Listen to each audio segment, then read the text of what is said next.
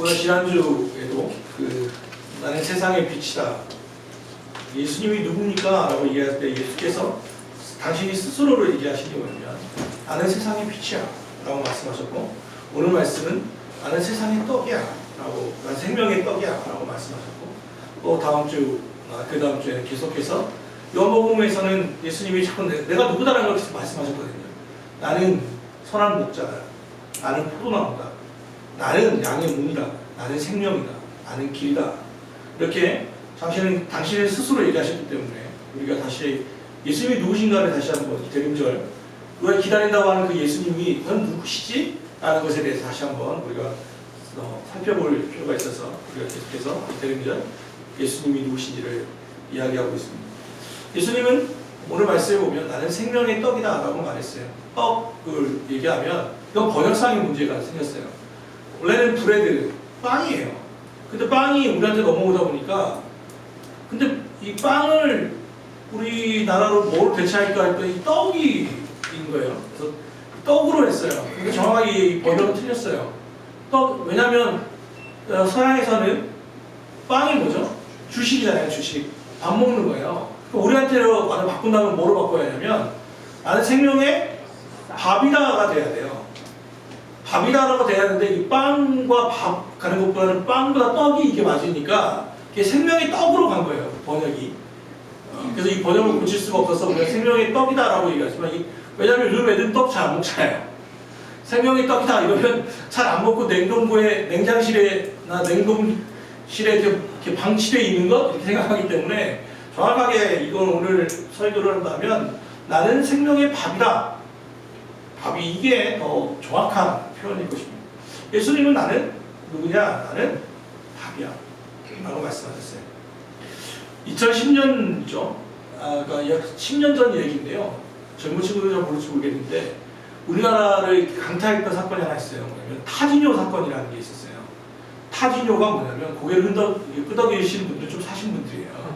타지뇨가 뭐냐면 타블로에게 진실을 요구합니다 라고 하는 그 사건이거든요. 타블로라고 하는 인기 남성 가수가 있었어요.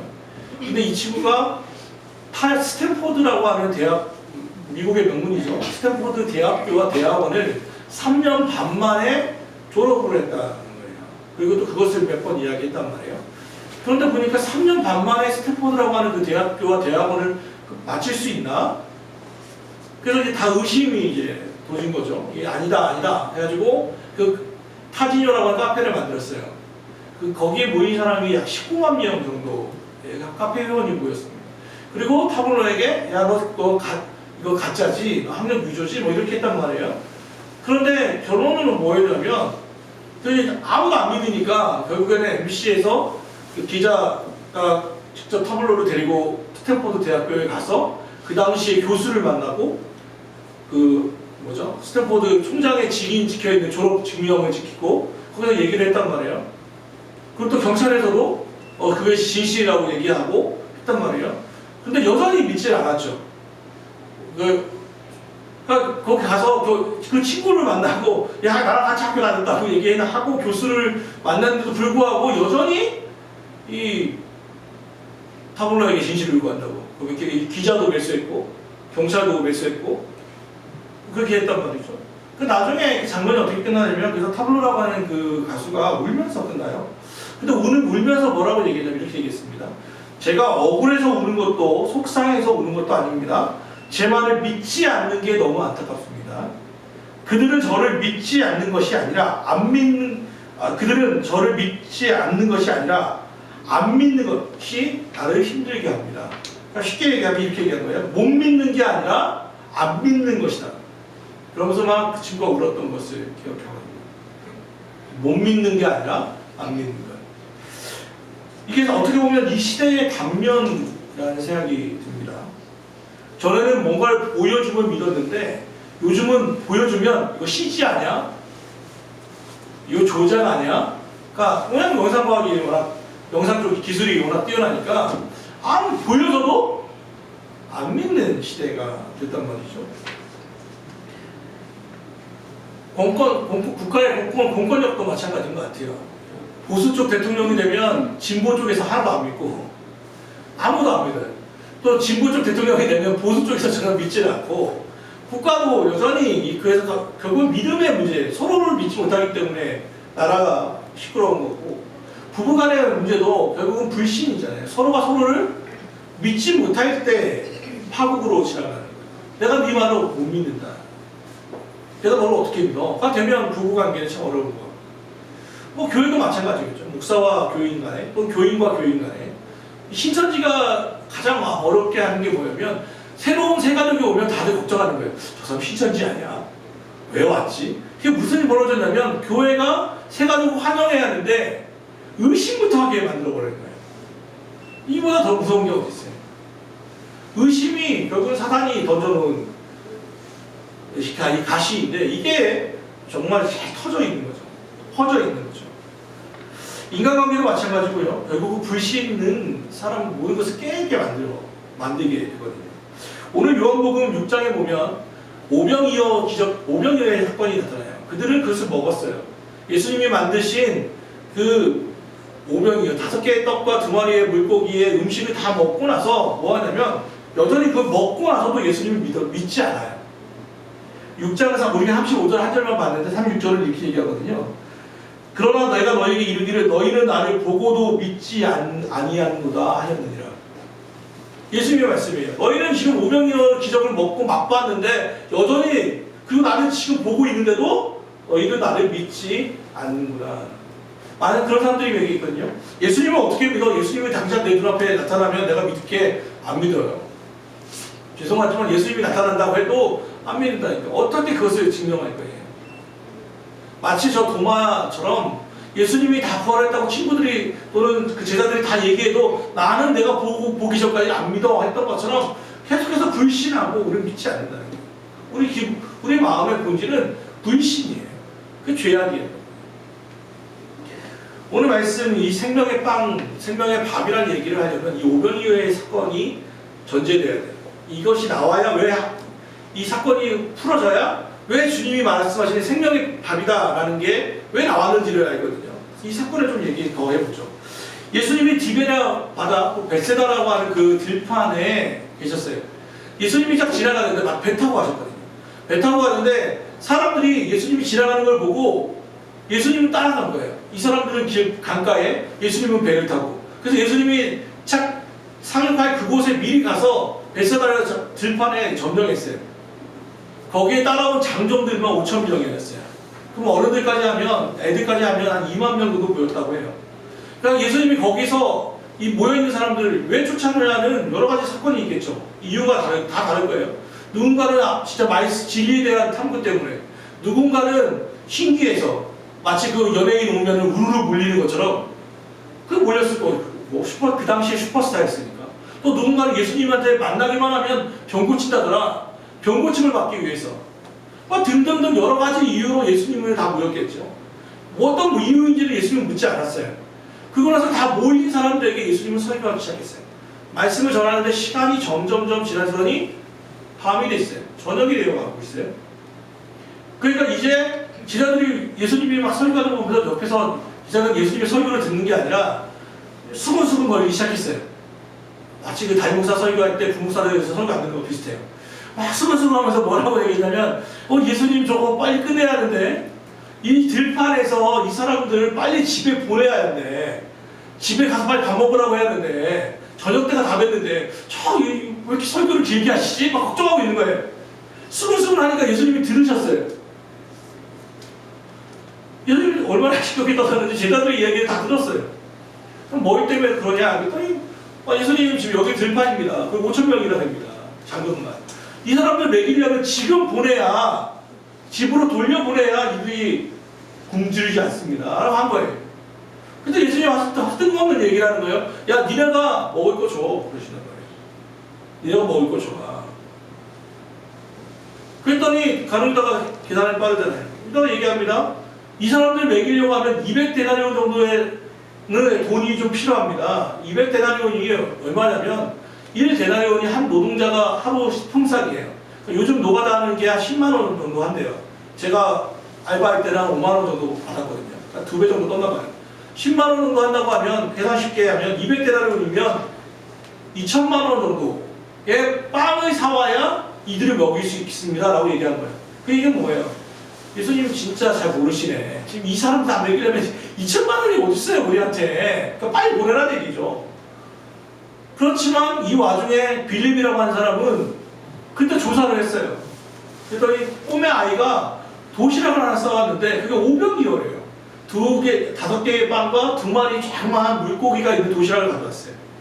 이런 것 좀 생각해 보세요. 5,000명 중에 도시락 가져오는 아이가 사람이 이 아이 하나였을까?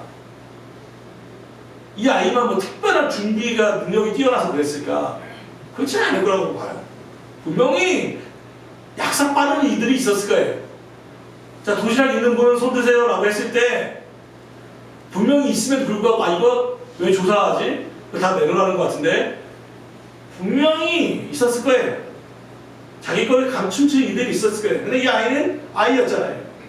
다 내놨단 말이에요. 그게 예수님의 손에 들렸어요. 그 예수님이 그걸 드리더니 하늘을 향하여 축사하시고 감사하시면서 주셨어요. 그러면서 다 너희들이 이제 나누어 줘라. 50명씩 100명씩 앉게 하더니 나눠주기 시작하는 거예요. 그런데 이게 무슨 일을 보여준 거예요? 계속 나오는 거예요. 끊어지지 않는 거예요. 그래서 그들이 16장 12절에 보면 그들이 배부른 후에라는 말씀이에요.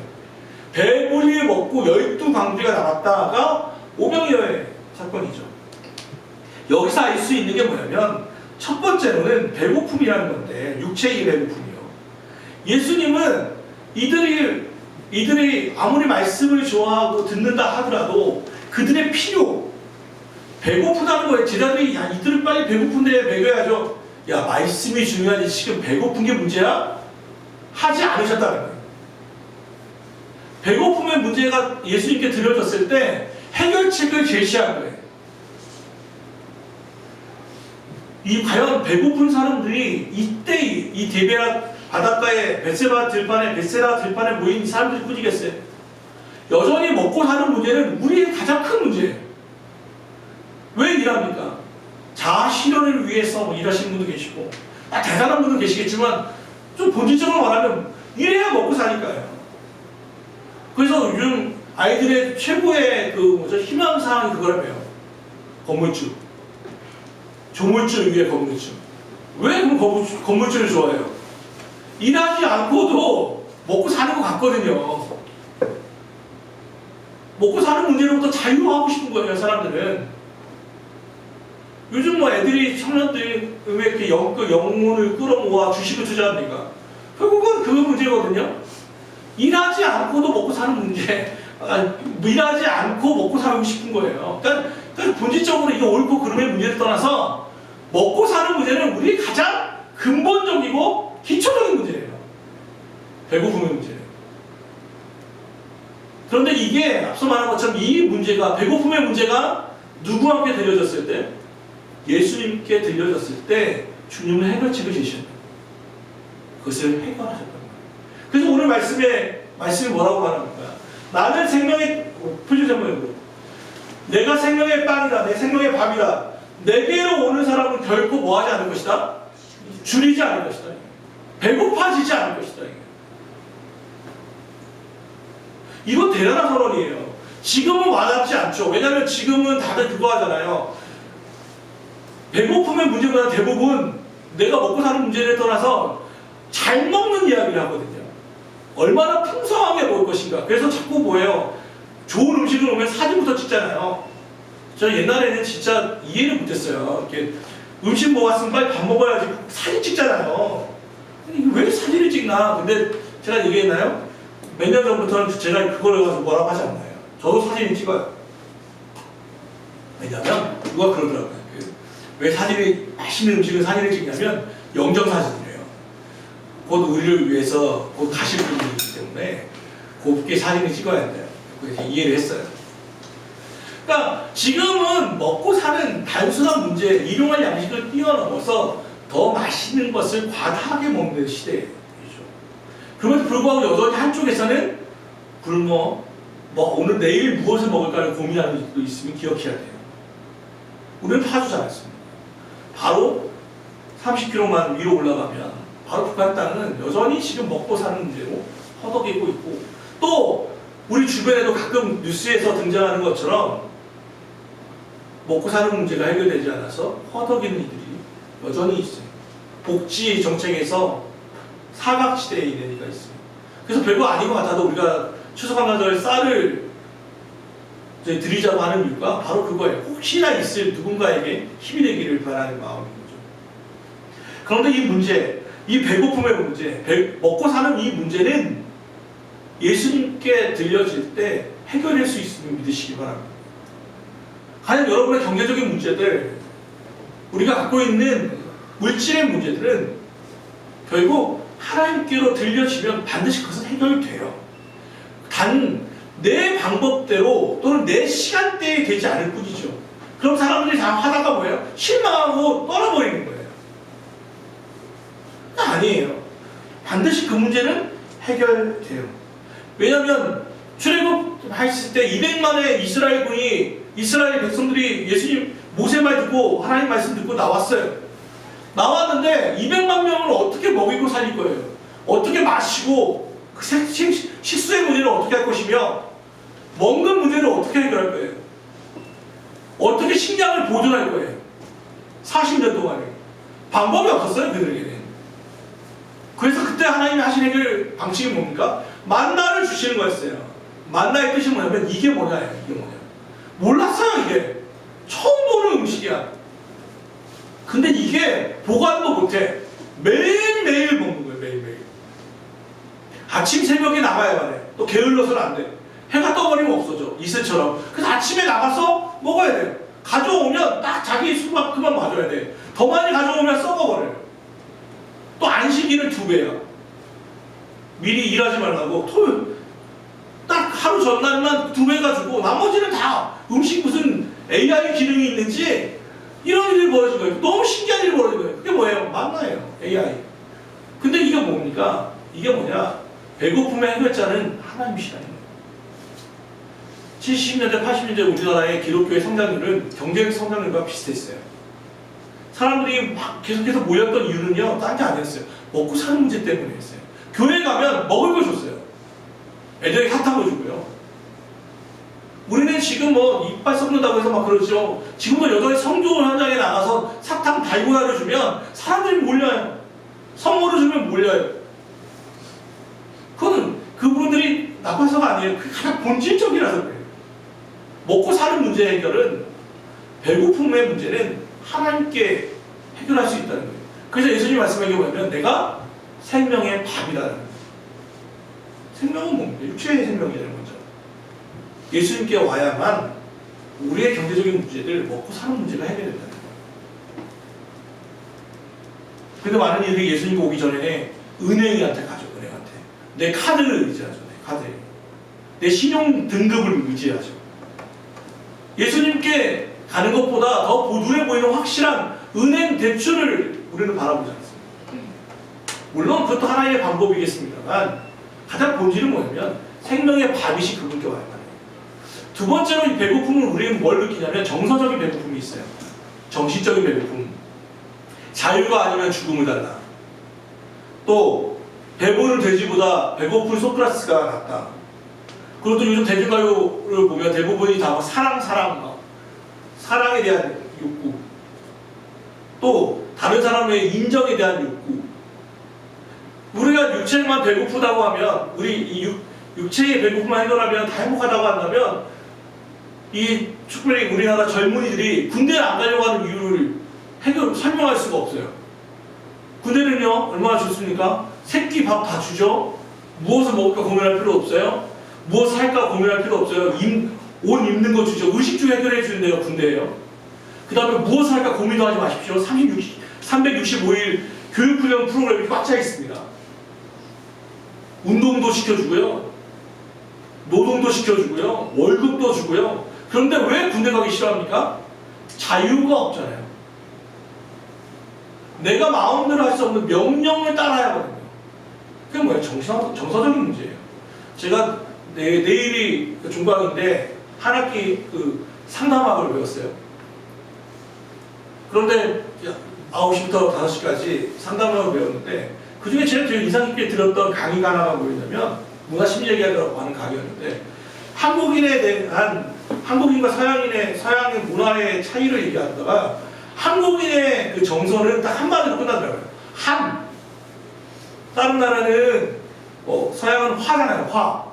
화는 내는 거잖아요. 분노는 앵글은 화를 내잖아요. 우리 한은 화가 앵글이가 아니고 이거 설명 못하니까 영어로 그냥 HAN 이렇게 나오더라고요. 한.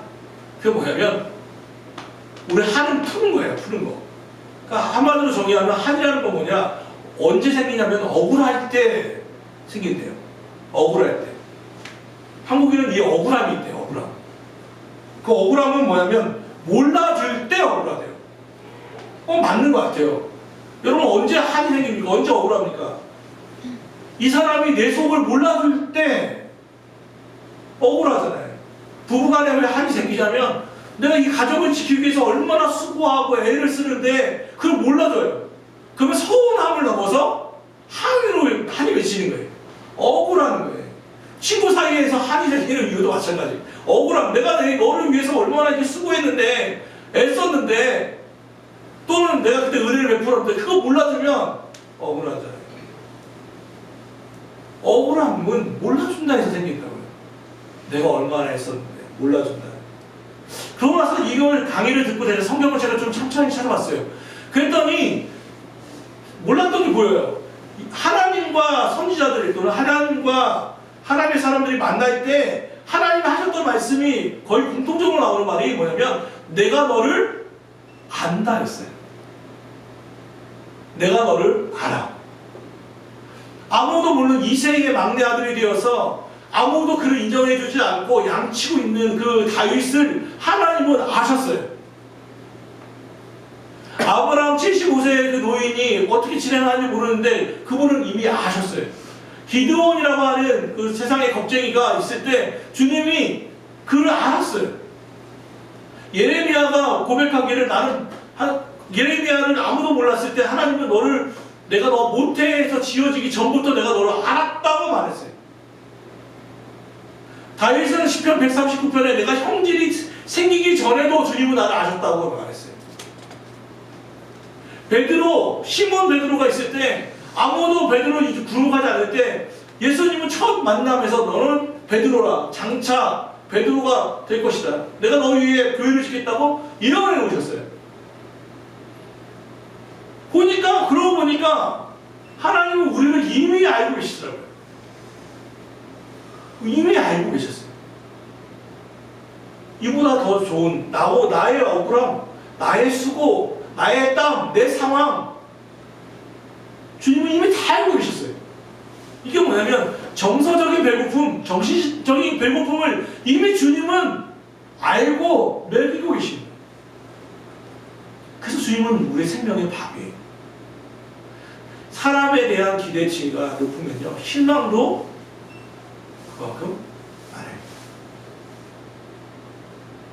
이 사람은 나한테 해결해 주겠지. 때로는 맞죠. 그런 때로는 어때요? 내가 가면 내가 이걸 기대했는데 이게 안 오는 거예요. 안 오는 거예요. 사람은 다 알아줄 수 없어요. 부부간에도 몰라요. 알면 알수록 몰라요.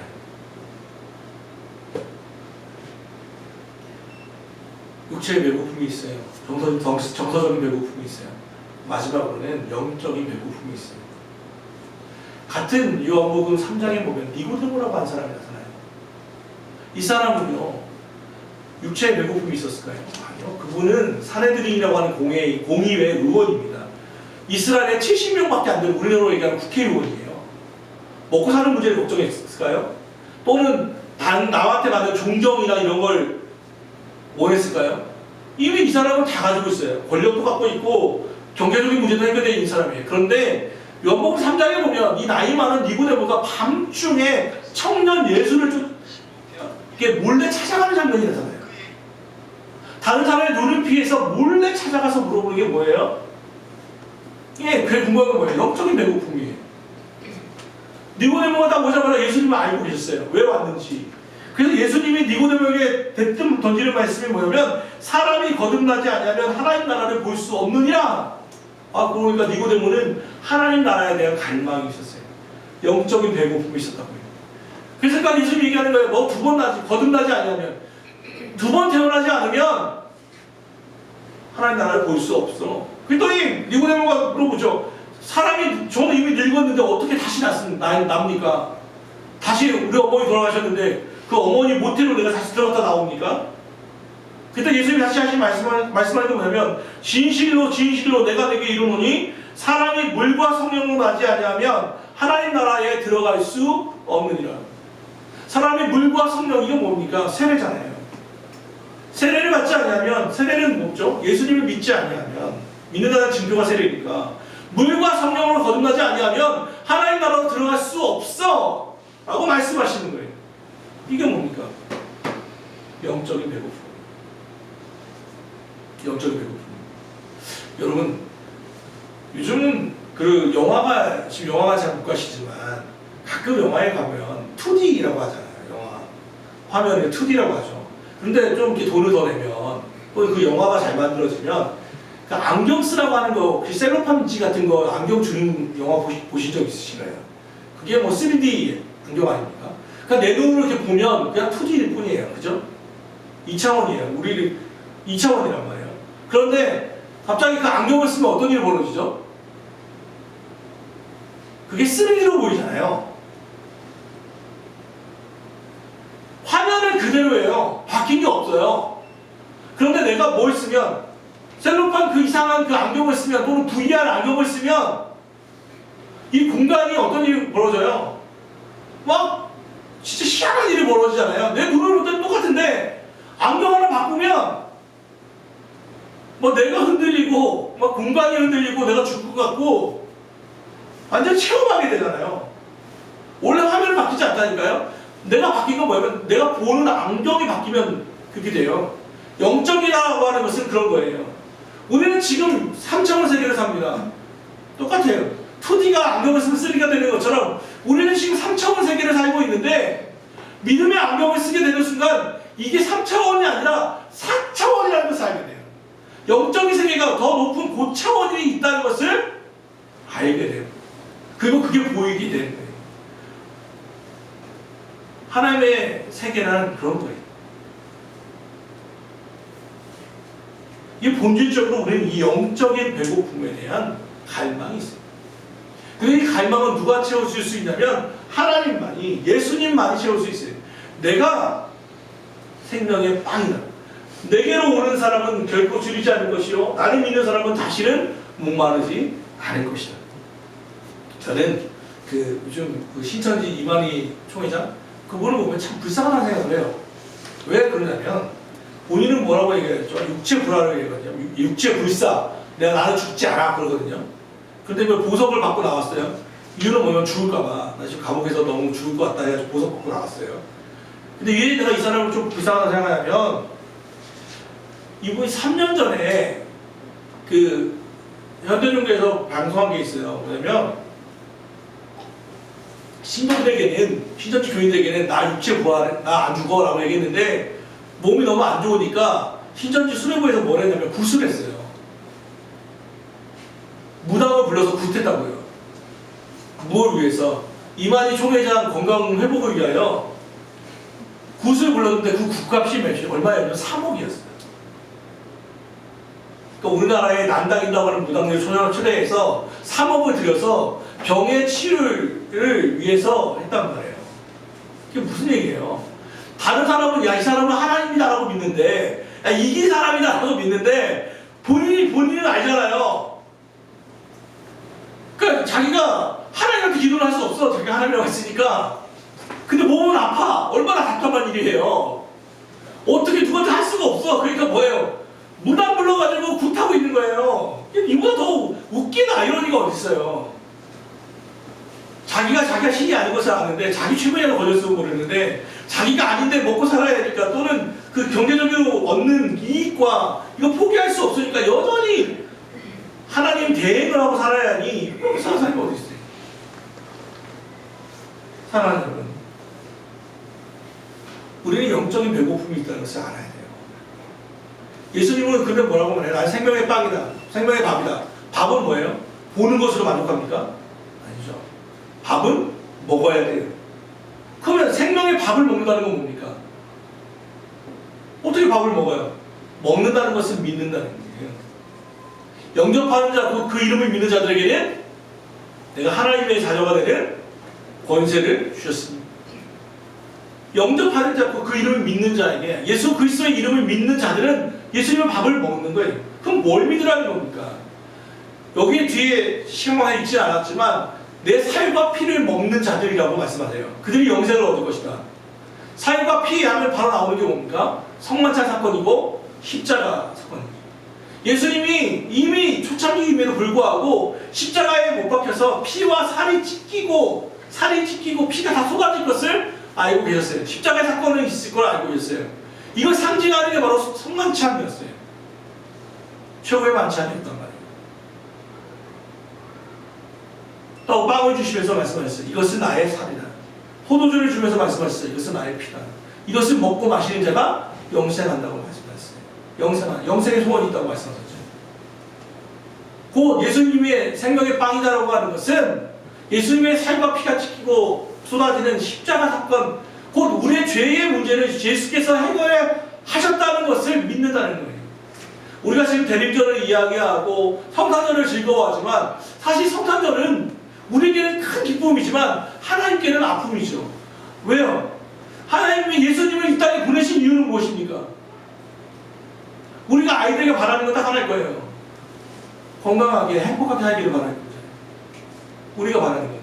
그런데 하나님이 이 땅에 보내시는 건 목적이 있었어요. 그 목적이 뭡니까? 온 인류를 위하여 죽는 게 목적이었어요. 인자가 온 것은 성품을 받으려 함이라 아니라 도리어 섬기려 함이라고 말씀하셨어요. 우리 많은 사람을 위하여 자기의 목숨을 대속물로 주려 함이라 마가복음 10장 45절에 예수님의 오신 목적이 나와요. 하나님에게는 우리에게는 성탄절은 우리에게 기쁨이지만 성탄절은 하나님께는 어찌 보면 아픔이에요. 대속물로 이 사람을 위해 당신의 아들 예수가 이 땅에 오신 거예요. 이 사건을 믿는 것, 그게 먹는 거예요. 음식이 아무리 잘 차려주면 무엇합니까? 그것이 먹혀지지 않으면, 떠먹지 않으면 아무 소용이 없어요. 주님은 오늘 그 말씀을 하신 거예요. 내가 생명의 떡이다. 내가 생명의 떡이다. 그런데 재밌는 건 뭐냐면 제가 어디가 얘기한 적이 있을 겁니다. 생명의 떡이다. 이 성경에서는, 히브리에서는 가장 강조가 한 번이라고 했어요. 근데 진짜 이거 강조하고 싶으면 두 번. 진실로. 가장 진짜로가 뭐냐면 세 번. 최상급이라고 얘기했어요. 그런데 예수님이 나는 생명의 떡이라는 것을 이 6장을 몇 번 얘기하는 줄 알아요? 5번 얘기해요. 35절, 41절, 48절, 51절, 58절. 제가 했죠. 성경에 이런 얘기가 없어요. 3번이 최고인데 이보다 더 강한 최상급은 없는데 이 생명의 떡이다, 내가 생명의 밥이라는 것은 5번 얘기해요. 성경에 이런 용례가 없어요. 용례가 유일하게 말씀하시는 거예요. 5번을 이야기해요. 이건 무슨 얘기예요? 이건 도저히 강조하지 않을래야 않을 수가 없는 거예요. 밥이라고 하는 것은 왜요? 생명의 밥, 바꿔 얘기하면 밥을 먹지 않으면 죽거든요. 밥을 먹지 않으면 어떤 생명체도 먹지 않으면 다 가는 거예요. 그냥 생명 끊는 거예요. 곡기를 끊으면 끝난 거잖아요. 그래서 주님은 얘기하시는 거예요. 내가 밥이야. 그러니까 너 먹어라. 이거 정말 먹어야 돼. 너 그래 살아. 이 십자가 사건을 기억하고 내가 하나님의 자녀가 된 것을 믿고 당당하게 살아가라고 오늘 주님 말씀하신 거예요. 아침밥을 든든하게 먹어야 하는 이유가 여기 있잖아요. 밥 먹으면 든든해져요. 배부르면 관대해지고 여유가 있어요. 배고프면 신경이 날카로워지고 별것도 아닌데 화나고 하잖아요. 밥이라는 건 정말 많은 것을 이야기하죠. 근데 밥은 이 십자가 사건뿐 아니라 신명기 8장 3절에 보면 너를 낮추시며 너를 줄이게 하시며 또 너도 알지 못하며 내 조상들도 알지 못하던 만나를 내게 먹이신 것은 사람이 밥으로만 사는 것이 아니요 여호와의 입에서 나오는 모든 말씀으로 사는 줄을 내가 알게 하려 하심이라. 밥은 예수님의 십자가 사건이면서 또 하나는 말씀이라는 것도 알게 돼요. 영생에 소유한 이들은 그렇게 당당하게 사는 건 아니라 매일매일 말씀 만나를 먹어야만 한다고 또 말하고 있어요. 생명의 그래서 밥이에요. 밥은 한 번 잘 먹었다 끝나는 게 아니에요. 나 어제 잘 먹었으니까 오늘부터 굶을게. 안 돼요. 잘 먹어도 또 먹어야 돼요. 또 먹어야 돼요. 매 새끼 계속 주어지는 시간에 말씀도 그렇고 하나님과의 만남도 마찬가지입니다. 말씀을 좀 정리하면서 이현주 목사님이라는 감리교 목사님이 있어요. 그분이 지은 시 한 편을 읽어드리고 말씀 마무리합니다. 밥 먹는 자식에게라는 시입니다. 밥 먹는 자식에게. 천천히 씹어서 궁손히 삼켜라. 봄부터 여름지나 가을까지 그 여러 가지를 비바람 땡볕 속에 익어온 쌀인데 그렇게 허겁지겁 먹어서야 어느 틈에 고마운 마음에 들겠느냐. 사람이 고마운 줄을 모르면 그게 사람이 아닌 거예요. 주님을 모시듯 밥을 먹어라. 햇빛과 물과 바람 농부까지 그 많은 생명 신령하게 깃들어 있는 밥인데 그렇게 남기고 버려버리면 생명이신 주님을 버리는 것이니라. 사람이 소중히 밥을 대하면 그게 예수 잘 믿는 거예요. 밥 대신 예수